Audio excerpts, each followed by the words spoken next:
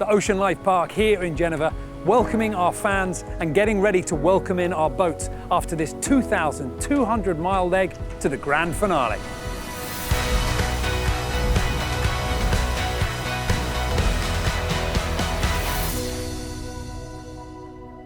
Welcome to the Ocean Race Show. Here in the Ocean Life Park, we have a fleet of legendary boats from the race's history getting together and starting their legendary regatta in a couple of days' time. But out on the waters of the Mediterranean, we have our legendary sailors neck and neck in the race to Genova. Our IMOCAs entered the Strait of Gibraltar on Thursday in the afternoon, and unlike the VO65s just ahead, chose to sail on the southern side of the exclusion zone, giving themselves more room for manoeuvres. A wise move, as the wind shifted to the east and they were forced to tack their way through multiple times. Team Holcim-PRB was the first into the Mediterranean, but quickly sailed into a hole in the wind, parking up and drifting, while Biotherm took the lead to the north. When Benjamin Schwartz got Team Holcim-PRB moving again, they were just behind Biotherm, but Team Militia was ready to attack both, having set up further north and crossed ahead to become the new leader as the fleet converged. But their speed was lacking on the reach onto the Spanish coast, and soon Boris Herrmann's boat was back in third, struggling to match the pace of the others. But it wasn't poor sailing or low effort, gear failure had limited their sail choices while they repaired. The sheet of the J2 snapped. We're about to do a peel to the J3 because there's quite some wind and the load got too big and the sheet snapped. But we're lucky that no one was in line. We had this in 2 legs ago and Nico got hit in the eye, so... No injury for the crew, but damage done to their performance. And back in third, they hugged the Spanish coast with Biotherm, while Team Holcim-PRB headed off south, breaking away and now leading the IMOCAs back north with a lead of over 20 miles. Last night they hitched out to the right pretty hard, sailing really quick, and they've come back good ahead of us. Probably not as far as they should have been, considering the average speed they were doing. But an interesting option from them. And us and Militia played up the coastline, attacking, trying to make the most of the left-hand shift last night, which wasn't so simple. At times, Militia managed to get into more of a left-hand shift and worked up inside of us, which is always worrying. Now we've got the right-hand shift, it's come pretty good for us.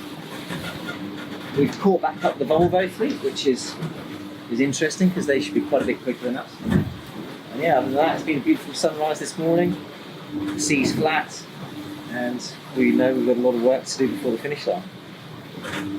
Alan Roberts in the safety of the enclosed cockpits on Biotherm with the autopilot remote control system right within reach, ready to make those all-important adjustments. And what a difference we have when you compare the new to the old.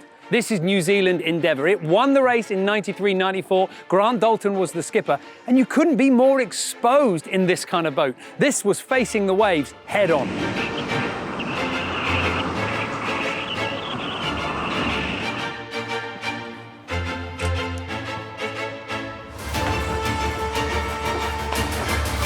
While you might be a bit more exposed on deck, down below, there's a lot more comfort. I mean, look at this galley. You could actually prepare something that would resemble a pretty tasty meal. You've got 4 cookers here. It's so different from what we see on the VO65s and our IMOCAs. But also, just all around this boat, you can feel the echoes of a boat like this in the latest designs. For the VO65s, this view looks really familiar with the navigator back here and all the gear being shifted around. And our IMOCAs have just taken that one step further. The roofs are lower, everything's stripped down right to the minimum. You cannot go from an old boat to a new boat, though, without visiting the heads. And that gives you the best idea as to how far the sailors and the designers are pushing things now in terms of performance and limiting on sailor comfort. And this boat, New Zealand Endeavour, along with the rest of our historic fleet, which is amassed here in Genova, is going to take off on a Legends Regatta. And it's amazing to see these old boats sailing on the water, still performing, especially considering how much they've contributed to the history of the race.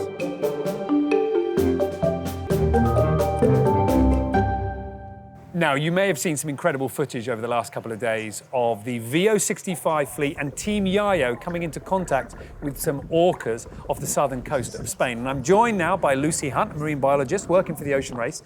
Lucy, it was incredible footage. It was amazing to see, but what do we know about what the orcas were trying to do.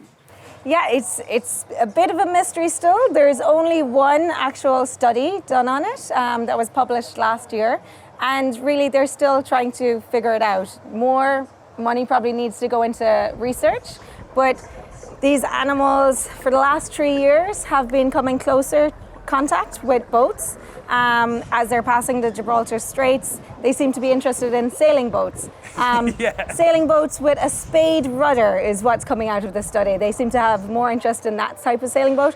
And at certain speeds, they will approach the boats, and then they'll get more inquisitive, and then they may start to bang the boat, or ram the boat. And I suppose in 3 incidents, boats sank because of their interactions. And really, the research needs to be continued to understand what really is happening. I've never come close to one. I mean, have you ever come close to one? Because on the screen, they look big, impressive. Yes, yeah. So an orca can get up to 9 meters, but the ones that are in the Gibraltar Strait, they're a subpopulation, and they get around 6.5, 7 meters.